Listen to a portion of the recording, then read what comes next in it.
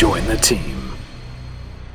Hey team, we're going to take a look at KOSMOS New Adventure games. These are really cool, and if you know much about their exit style games, you're going to love these new adventure games. And, you know, I will say, with everything going on right now, this is, these both actually are a perfect series of games that come at very, very low price points that you can play with your family. You can play solo. They're designed for both the solo and the small group experience, like 1 to 4 players here for most of these games. Some of these exit games are designed for up to 6 players, as this one here, the Secret Lab, is.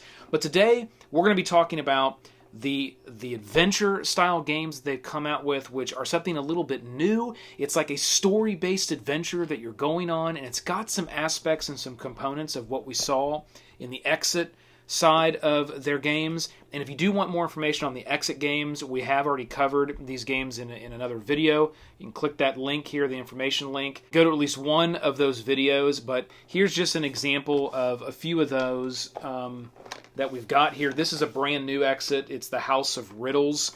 That's a newer one. This one here has been out for a little while. The Secret Lab, I believe this was one of their original releases of the exit game. This is definitely a newer release here, this one. And then I haven't even got this out of the shrink, but I'm pretty excited about this one. And you'll notice this is a larger box exit game. It's the Catacombs of Horror, and it is a 2-part adventure in one box. You will notice the level here is almost expert maxed out, so this is going to be for the expert escape room solvers. It's a 1 to 4 and 16 and up on this one. So this one looks like it carries a little more weight to it, and these come with a downloadable application as well. So that's the Exit series games. We're going to set those aside. I think, Bear, if you will hold these, thank you.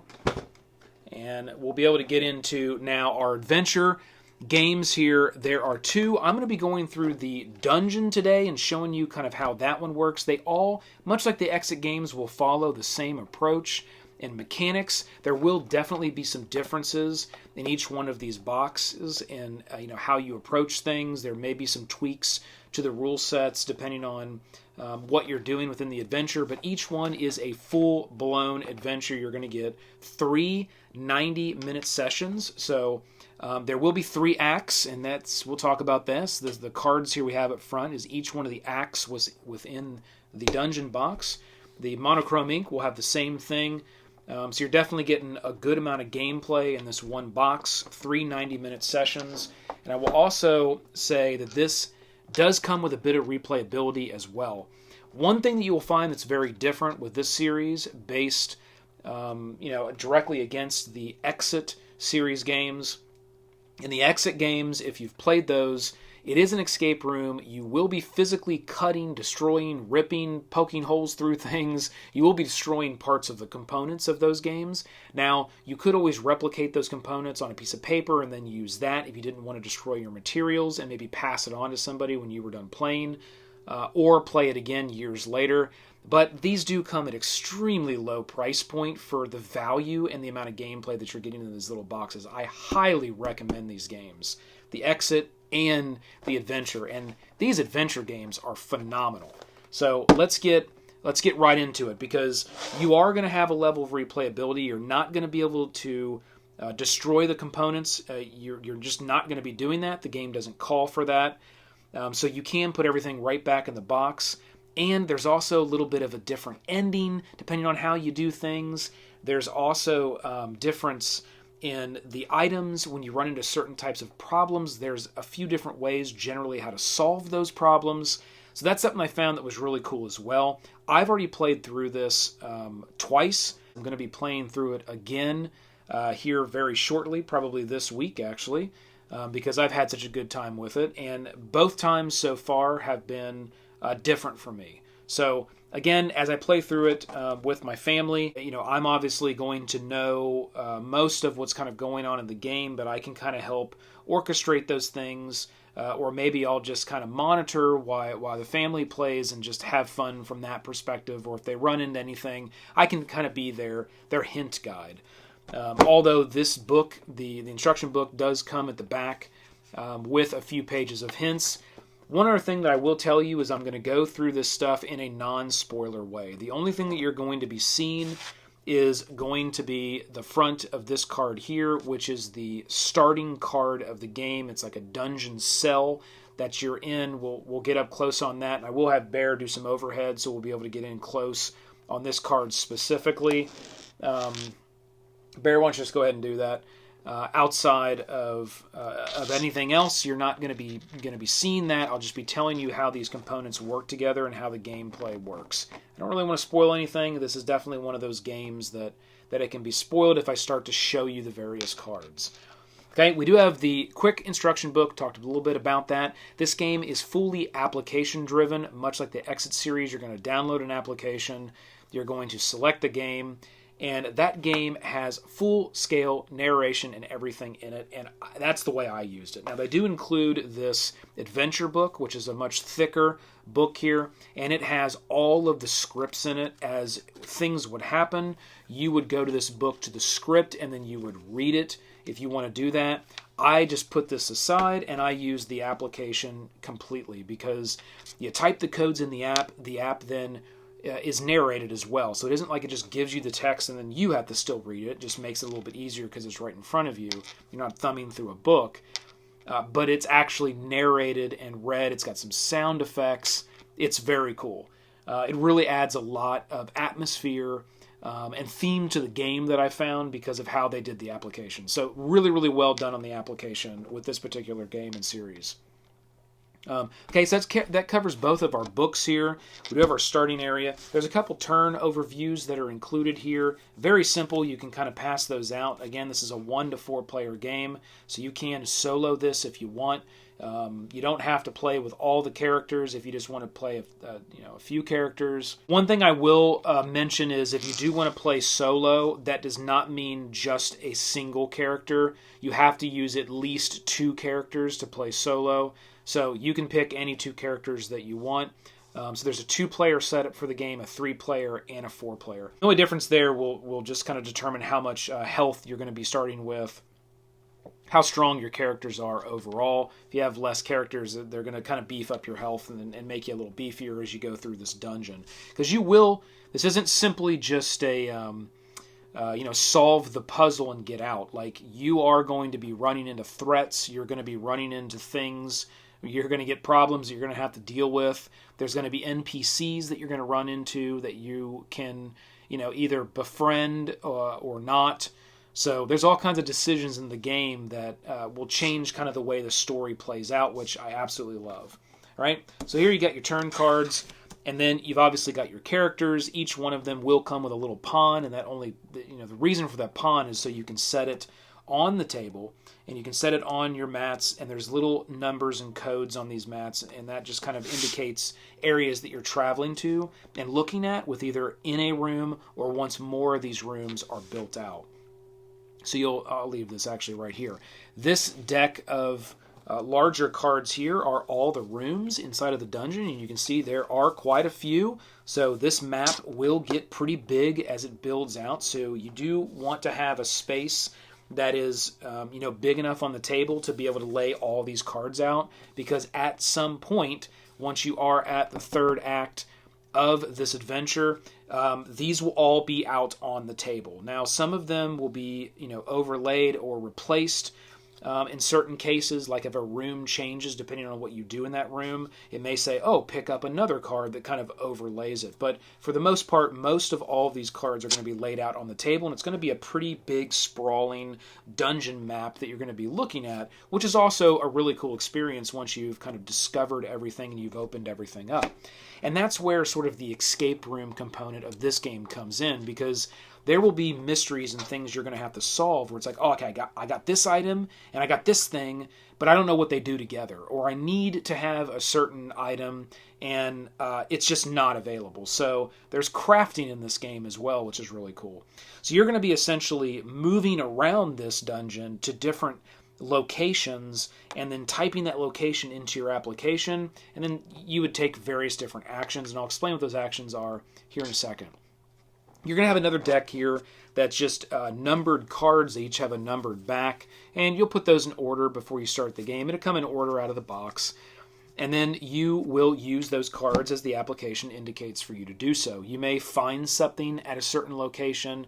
There may be a piece of information, or maybe literally a physical piece of, a physical item that you'll find, and it'll say, hey, go to the deck, the numbered deck, and grab card 88 or 26 or whatever, and you will, as a player, then gain that card, and it will go in front of your player, and it'll be something that you would have. And that could be anything from a craftable item, a singular item, a piece of information. Maybe it's an NPC. You will be running into NPCs over the course of this game, which is another really cool component, and gaining some companions if you actually want to go that route, which is really cool. These here are the 3 acts. I will just show the first one here because it's just the beginning room, and it essentially just says, I'm not going to read everything on it, but it essentially has a picture of this card, and it just says you need to escape the room. So once you have figured out how to escape this room through all of the different areas there, you then would have completed this first act, and the application would indicate, okay, there's certain cards to draw, there's certain cards to draw from here, and you would move on to the second act. So that's really cool, and that's how that works. And then here are ending cards. So you can see a number of different ending cards. This doesn't necessarily mean there's that many different specific endings, but of those cards, you can have different types of endings when you play the game out, and based on what decisions that you make near the end of the game as you, I don't want to give anything else away, but based on the decisions that you're making when you get near the end of this, there's certain cards you're going to look at, and some of them do go together and some of them do not. So that kind of gives you a little bit of a difference there when you get to that ending, and there are definitely differences as you play through the game. Again, I've played this game multiple times, and I've played it out different ways, and it is a lot of fun. Okay, so action-wise, the game is very, very simple in playing the game. You really just have to get everything out of the box, download the app, and be ready to play. Pass out your players, pass out the number of health that the players are going to have, and then you're going to come to your card. Everybody's going to put their pawn just on the card, and then when it's your turn, you're going to get to move and then take an action. When you move, you simply will just move to one of these numbered locations. So again, these cards, every one of them have numbers on them. You're just going to put your pawn on one of those numbers, and then you're going to make a decision. You can do a few different things. You can actually explore that area. So if I wanted to say, I'm looking at this picture here, and on this back wall, location 501, there is a brick that looks like it's kind of tilted out from the wall. Maybe that's something that I might be able to use. So let's say it was my turn, Cassandra here, and I moved to 501. Well, I've taken my movement action. Now I would decide, do I want to explore that location? Do I want to take 2 different cards that I have and combine them together? So again, you'll find these cards, and these cards have numbers on the other side of them as well. And that's where the crafting comes in. You may want to take in the rule book, and I'll use this as an example, it has a can opener and it has a can of cat food. Well, I may want to take the can of cat food and can opener, combine those cards, and then craft and make a opened can of cat food. That's a pretty generic way, but they're just trying to give you an example of the type of things that you can do when you're crafting those cards together. So that's an action you can take. Or you can take one of your cards and combine it with the location. So you would take the code there, and you would combine it with the code here. You'd type it in the application, and then you would get, potentially if you were right, you would get another card or another piece of information, and the application would feed that to you. Or again, you can just explore, which means you type in the code of the area, and you get some information based on what's there, which in some situations may be absolutely enough and may be everything that you need to know. Again, all these locations that are here, it isn't like every single one of them hold an item, or every single one of them hold a critical piece to the critical path within this game. There may be many things where you're just like, we don't need to waste our time, or we don't even need to go to that area because we've got what we need to move on. And that's another decision that you'll make as players when you're playing this game, because you will get a score at the very end. That score will be dictated by various different things you've acquired, different decisions that you've made, how much health that you have. Like, it all goes in, and then you can calculate your score at the very end. And that's really it as a player. That's all you're going to do when it's your turn. It really is that quick, and you will find that the turns will go very fast. It'll be your turn. You'll just say, okay, I'm moving here. Or if you don't want to move, and maybe you moved there last time, so you know, and you explored last time, but let's just say that you there may be a reason why you don't move. You don't have to necessarily move. Maybe you want to combine an item, or maybe at any time you can exchange adventure cards between between players, so that's not an issue. If one person has something and you know, hey, 2 turns from now, someone else has something else, so why don't you go ahead and get that adventure card to another player, so when it's their turn, they can kind of combine items. They don't put a lot of restriction in this game around those types of things. It's not, I found the design really isn't about trying to say, it isn't like the exit games where you're trying to do things as fast as possible, or as least amount of actions, or saving time. It's really about the story, and it's about the adventure that you're on, and it's about thinking together about what do we do in this situation, or what's the best route out of this situation, or what we're being challenged with.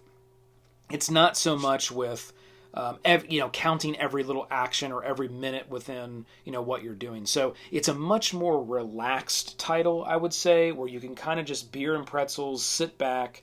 Or juice and pretzels, whatever your fancy, right? You can sit back and you can you can just have a good time and let the story unfold in front of you, and have fun with it, right? As a group or by yourself.